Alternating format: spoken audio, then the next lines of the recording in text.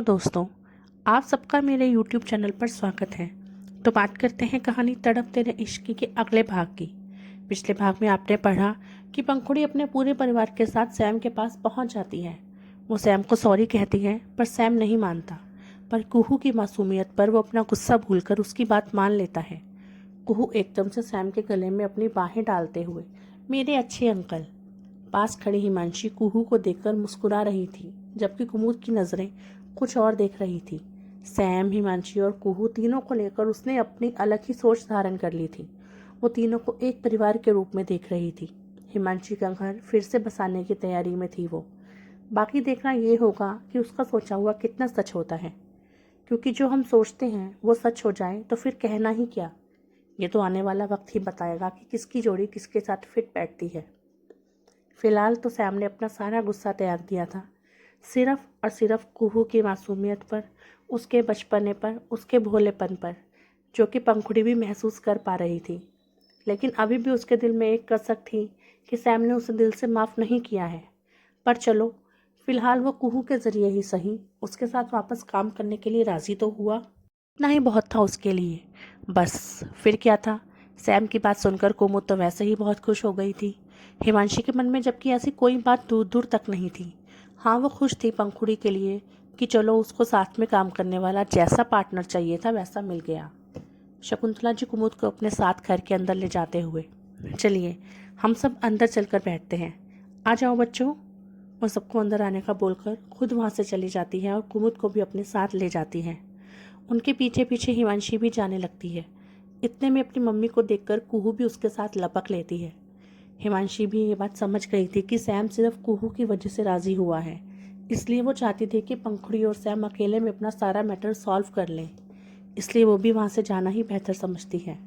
वहाँ पर रह जाते हैं बस सैम और पंखुड़ी, प्रशांत और आराध्या, और उन चारों के बीच बस रही है खामोशी जिसे आराध्या तोड़ती है। वो सैम के पास जाती है और धीरे से उसके कान में, तुझे नहीं लगता तो कुछ ज़्यादा ही भाव खा रहा है? फिर वो पंखुड़ी की तरफ देखकर धीरे से, कितनी प्यारी और सुंदर सी लड़की है, इसने तुझको जरा सा डांट भी दिया तो कौन सी आफत आ गई? वो मंद मंद मुस्कुराते हुए बोलती है। बदले में सैम उसे घूर कर देखता है। आराध्या अपनी हंसी छिपाते हुए तुरंत उससे पीछे हो जाती है। पंखुड़ी दोनों को ही देख रही थी।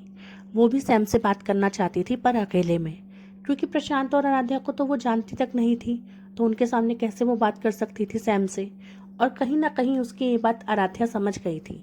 वो एकदम से प्रशांत के पास जाती है और लगभग उसका हाथ पकड़ते हुए, चलो मुझे तुमसे कुछ काम है, ये कहते हुए वो उसका हाथ पकड़े हुए ही गार्डन के दूसरी तरफ ले जाती है। और जाते जाते वो पंखुड़ी के पास से गुजरते हुए धीरे से, ये सैम बहुत देर तक नाराज नहीं रह सकता। ऊपर से जितना गुस्सा कर रहा है, अंदर से उतना ही मासूम और क्यूट है। हाँ, थोड़ा नाटक करेगा पर मान जाएगा। ये कहते हुए वो पंखुड़ी की तरफ देखकर अपनी एक आंख दबा देती है। उसकी बातें सुनकर पंखुड़ी को हंसी आ जाती है, जिस पर वो तुरंत काबू पा लेती है। सैम समझ नहीं पाता कि आराध्या ने पंखुड़ी को क्या कहा, पर इतना वो जानता था आराध्या को कि पक्का उसी के बारे में कुछ कहकर गई है। उसके जाने के बाद फिर से सैम और पंखुड़ी और उनके बीच की वही चुप्पी। उधर आराध्या प्रशांत का हाथ पकड़े अपनी ही धुन में आगे बढ़ रही थी और साथ साथ उसका बोलना चालू ही था। प्रशांत, जो हमेशा नाप तोल कर बोलता था, जिसे किसी से फालतू बात करना पसंद नहीं था और ना किसी का फालतू बोलना, वो आज आराध्या की नॉन स्टॉप बकबक भी आराम से सुन रहा था, वो भी मुस्कुराते हुए। उसका ध्यान अपने हाथ पर जाता है जिसे आराध्या ने पकड़ा हुआ था, वो भी पूरे हक के साथ। और आराध्या अपनी बातों में इतनी मग्न थी कि उसे एहसास ही नहीं था कि उसने अभी भी प्रशांत का हाथ पकड़ा हुआ है, और प्रशांत भी कहाँ उसे याद दिला रहा था। वो तो इतना शरारती हो गया था कि उसे तो मज़ा आता था आराध्या को तंग करने में। और वो जानता था कि जब आराध्या को इस बात का एहसास होगा कि वो कब से उसका हाथ थामे हुए है और उसके बाद उसके चेहरे पर जो शर्म के भाव आएंगे, वो तो देखने लायक होंगे। कितनी खूबसूरत लगेगी वो।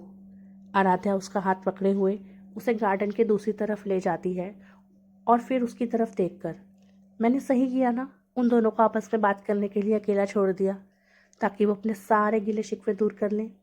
अच्छी लड़की है ना पंखुड़ी? वो अभी भी अपनी ही धुन में बोलती जा रही थी।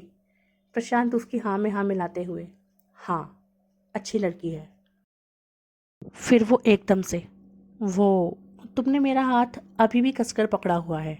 वो जानबूझकर अपने हाथ की तरफ इशारा करते हुए बोलता है। वो बात अलग थी कि मन ही मन उसे हंसी आ रही थी।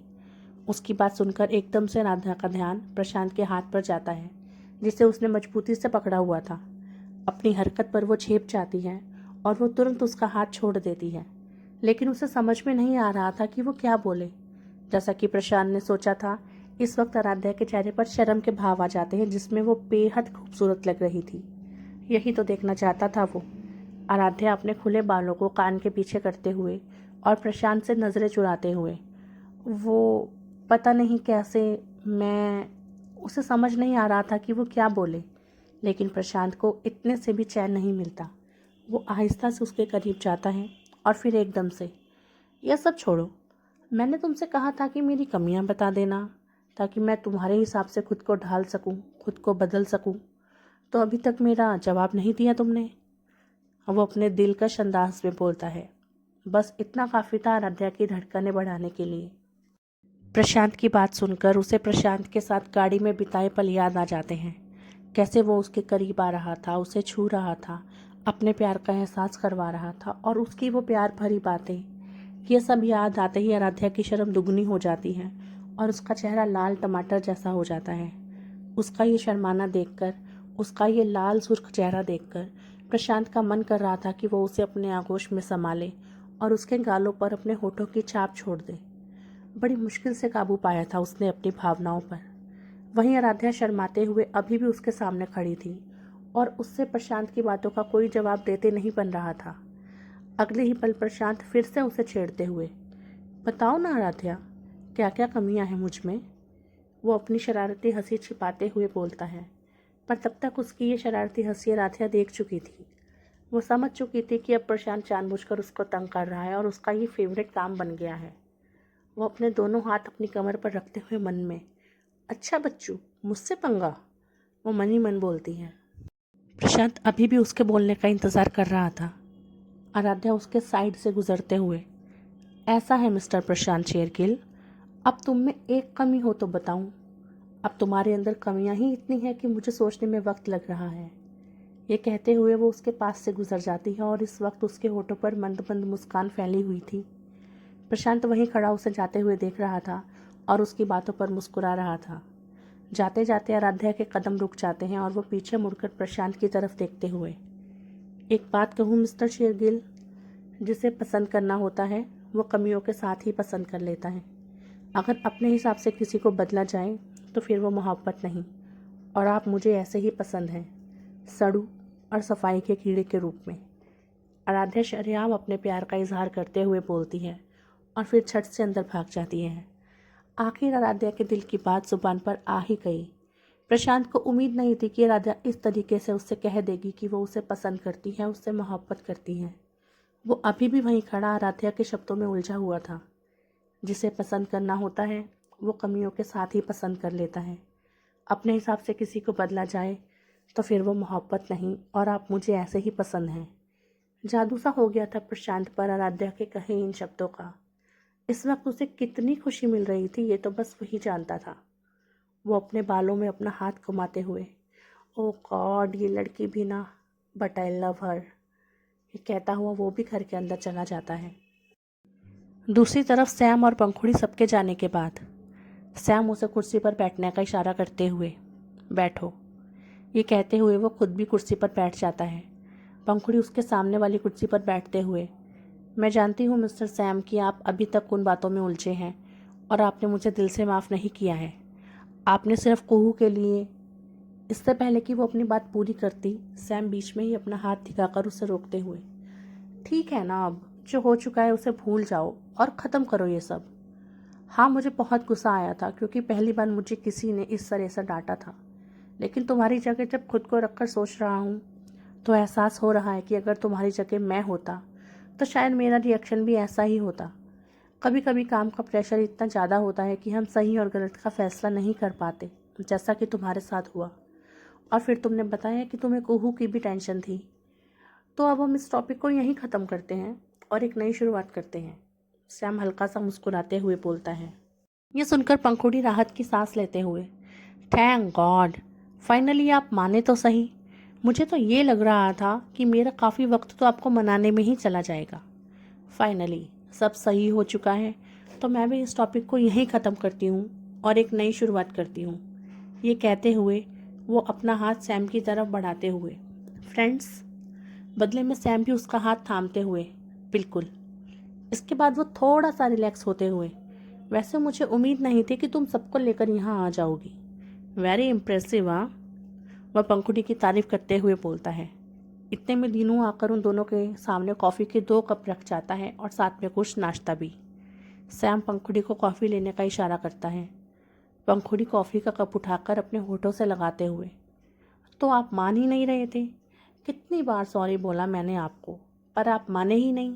जब मुझे कोई और रास्ता नज़र नहीं आया तो मुझे लगा यही बेस्ट ऑप्शन है आपको मनाने का।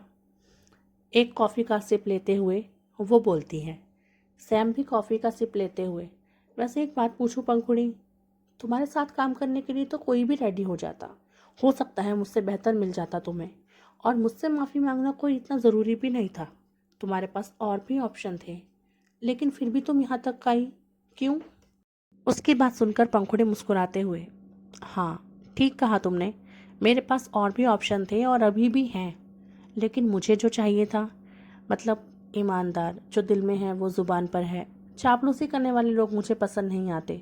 जो जैसा है वैसा ही रहे, जो बोलना है सीधा मुंह पर बोले, वही सही लगता है। जैसा कि तुमने बोला, बस तुम्हारा यही अंदाज मुझे यहाँ तक आने पर मजबूर कर गया। वैसे भी इतना लॉयल और सच्चा इंसान मैं अपनी एक गलती के लिए खोना नहीं चाहती थी। पंखुड़ी भी सीधे और साफ शब्दों में अपनी बात उसके सामने रखती है। अपनी तारीफ सुनकर सैम एकदम से, क्या बात है, जितना तुमने डांटा था उससे ज़्यादा तारीफ कर रही हो तुम। वैसे इसकी ज़रूरत तो नहीं है, पर चलो फिर भी अगर तुम मेरी तारीफ कर ही रही हो तो मैं मान लेता हूँ कि मैं हूँ ही तारीफ के काबिल। सैम थोड़ी सी नौटंकी करते हुए बोलता है। उसकी बातें सुनकर, उसकी हरकतें देखकर पंखुड़ी खिलखिलाकर हंस देती है। अंदर हॉल में लगी खिड़की में से हिमांशी दोनों को देख रही थी।